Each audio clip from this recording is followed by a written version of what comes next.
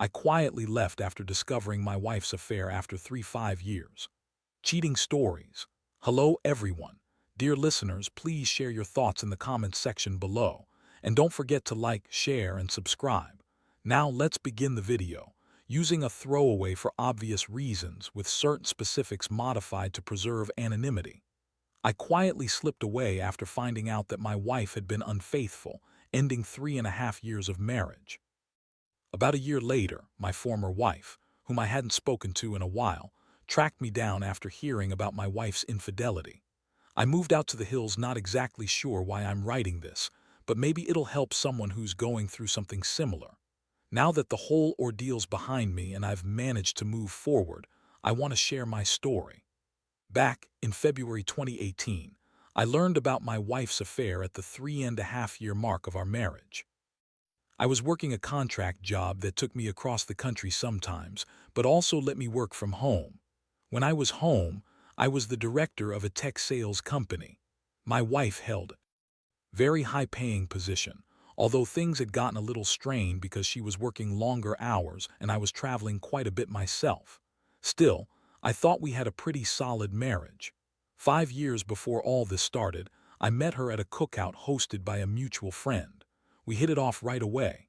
I honestly thought the fact that she was so attractive and sharp was a big advantage. Even with my rough-around-the-edges attitude, she seemed to like me. After a few weeks of dating, we couldn't keep our hands off each other.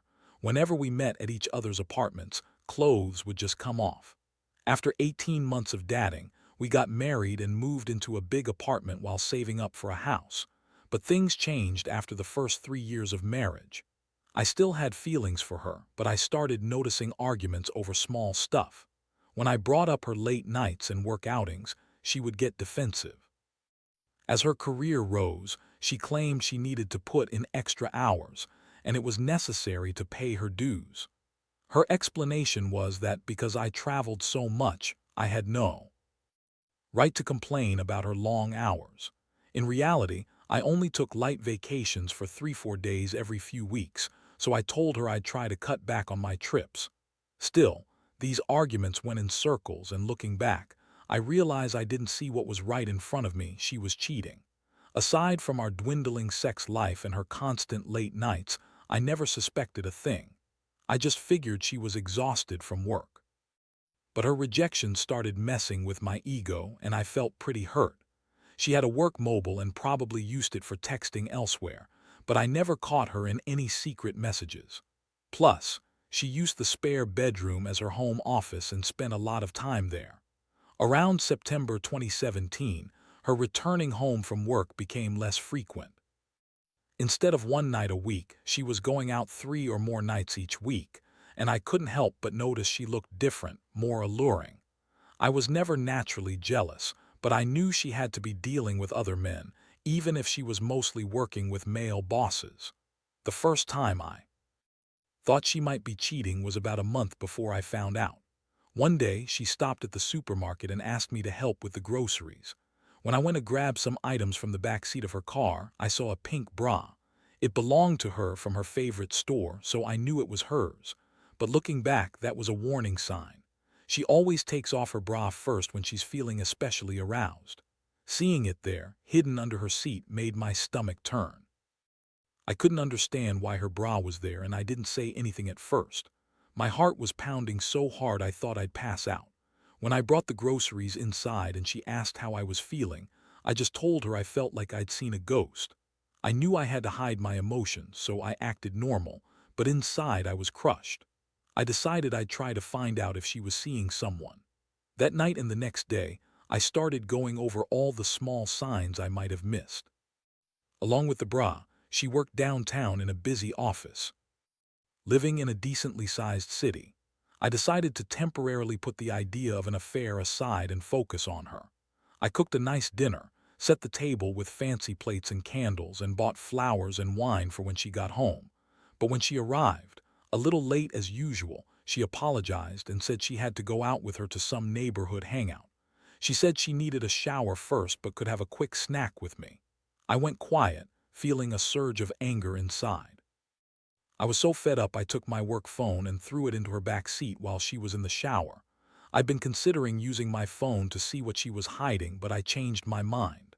I stormed into the kitchen, dumped the food and flowers in the trash, and just stood there, exhausted and angry. She came out looking stunning, as always, and asked if we should go out. I told her to go out with her friends instead. She looked at me strangely and asked if I was angry.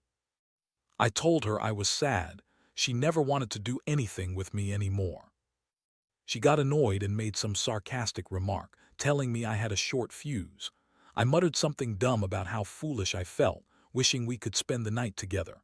Instead, she stormed off, giving me a sly smile before leaving. I grabbed my second phone and started tracking her with my work phone. About 20 minutes later, I saw her at a bar she often visited with her. I waited across the street, peering through my car window. Soon she was leaving with a man who looked like an executive from her company. They hugged, kissed, and got into a different vehicle. I followed them as they drove to a hotel just 10 minutes away. As I watched them walk inside, I felt like an idiot, fooling myself into thinking I could stop what I was seeing. That night, I was so overwhelmed I just drove out of town. I kept replaying the scene in my head, crying from anger, hurt, and disbelief. I ended up at a small tavern about 30 miles away, ordering a drink. Sitting at the bar, a woman told me I looked like someone had knocked the wind out of me, and I nodded with a half smile. Then a guy sat beside me and started talking. Even though I didn't want to, I felt strangely at ease talking to him. When the topic of my wife's infidelity came up, I told her all I wanted was to escape and forget her. She nodded, saying she understood. After a quick glance, she told me her story. She had an affair with a guy named Alex who worked with her. She said that after I left, her job turned into a mess. Her boss found out about the affair and she eventually resigned. Her affair partner was engaged and she told him the truth, leading to a breakup. She started crying, saying she felt stupid, alone, like her heart was breaking. I just sat there, listening. She said she had immediately ended things with Alex once she realized she'd messed up. She'd come looking for me, hoping maybe I'd forgive her. But I simply looked at her and told her she had no right to come here and undo what she'd done. Our marriage was over, and forgiveness wasn't in the cards. She grabbed my arm, crying again, begging me to talk, to give her a chance.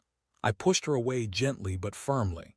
She admitted she loved me and that she'd made a huge mistake. She said she never really understood how much she loved me until I was gone. The pain hit her hard and she broke down again, hyperventilating. I held her briefly to soothe her, knowing I'd hurt her as much as she'd hurt me. We found a quiet spot to keep talking. She asked how I found her, and I was honest. I thought she might have hired a private investigator after she ran into my friend a few weeks earlier. Hadn't told her much, but she'd said I was nearby and in town on my days off. She'd been coming here to check up on me. I laughed a little, thinking about how kept her mouth shut. We ended up having dinner at a small, charming place with a patio. I made sure we didn't drink anything, so she wouldn't have an excuse to say she was too drunk to drive. We had a good conversation, and I saw her off to her car. She swore she hadn't dated anyone new since I left and that I was the only person she wanted. She begged me to stay longer, but I told her it was too soon. After giving her my new email address, I didn't give her my phone number. She just flooded me with texts and calls. She cried about it but agreed to respect my decision. A few days later, she sent an email saying she'd hired a lawyer and was planning to divorce me. I just replied that I was fine with that. Over months, I moved out of our place. I didn't see her again, though I thought of her sometimes. The grief hit me hard at first, songs we used to enjoy, memories of better times, but eventually I moved on. Now I'm doing well. I met someone new, a girl I helped with a flat tire who's adorable and funny. I call her my mountain girl. I'm not rushing to get serious, but I don't want to close the door on relationships either. I love my trailer and the simple life I've built. It's helped me heal, and I've come to realize you don't have to stay with someone who cheats. If you face something like this, don't dwell on it. Keep living, keep improving yourself. Things get better. I hope everyone reading this finds happiness. I've gone through this story several times to make it clear, and here's an update. I recently ran into my ex-wife at a coffee shop near my home. She flagged me down and I froze, unsure if she saw me. Somehow, I managed to slip away before she noticed. But just last weekend, I was at the shop again. I was working on some paperwork when I heard someone shout my name. Turning around, I saw waving at me across the street. My heart dropped. This was it. She hurried over and I felt like I was in a nightmare. She extended her hand and I instinctively held up my arms, palms out, to stop her. She looked like she'd been in pain and she said she'd been searching for me ever since she heard I moved here. She begged to talk and I reluctantly agreed. We found a place to sit by a small shop. She started complimenting how much I'd changed. My beard, my fitness, my new look, like she was trying to charm me. I was on high alert, noticing her attempt to turn on the charm. She apologized profusely about the affair, claiming that her work situation after I left was making her miserable. She said she'd resigned from her job because of everything, and she told her the truth about her affair partner Alex, which caused a breakup. She looked down, crying softly, saying she felt stupid and lonely, like her heart was shattered. I just sat silently, watching her. After a moment, I asked what she wanted from me. She insisted she had no plans of having another affair and that her boss's influence had pulled her in. She admitted she felt manipulated but believed she'd been taken advantage of, just as Alex was taking advantage of her. When I accused her of cheating, she said she intended to confess.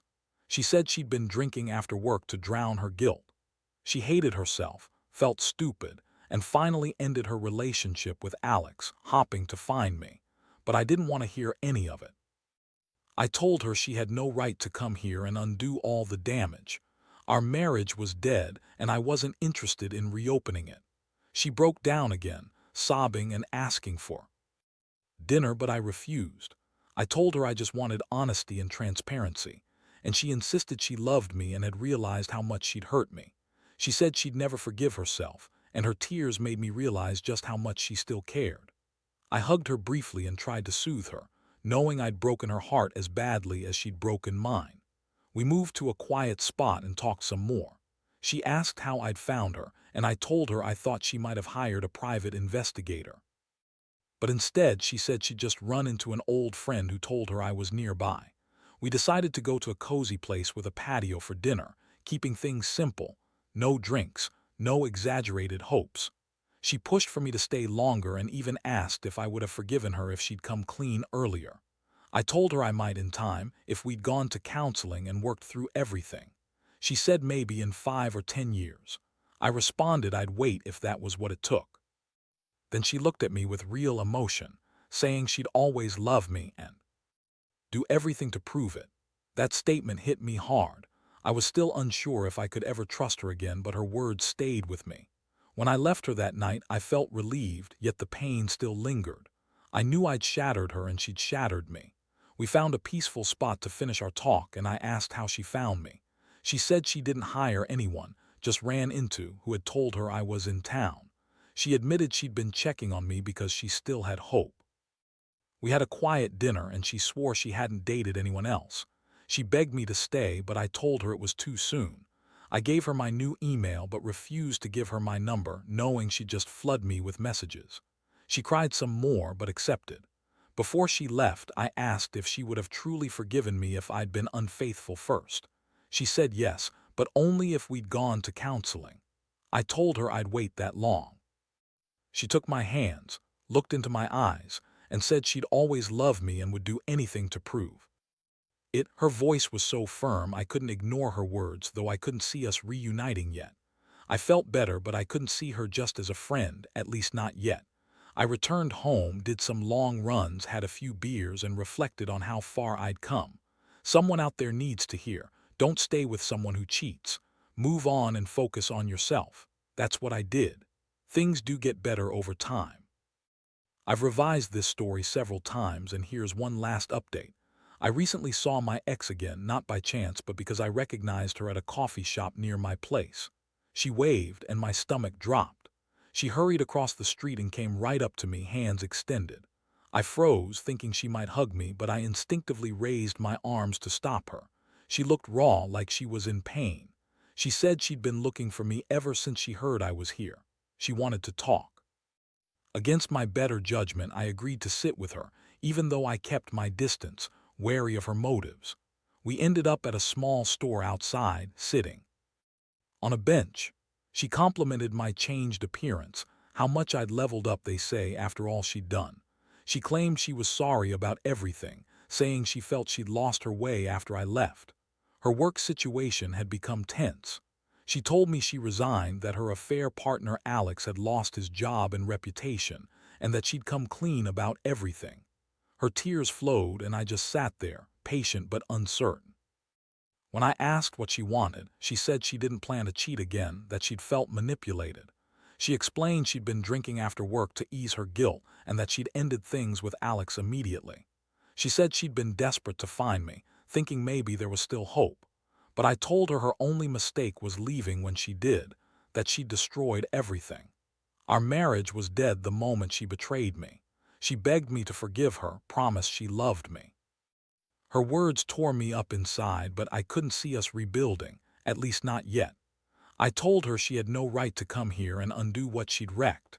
She sobbed some more, desperately pleading, claiming she'd always love me. In the end, I told her she needed to leave, that I wasn't interested in any kind of reconciliation right now, that she'd ruined her chances.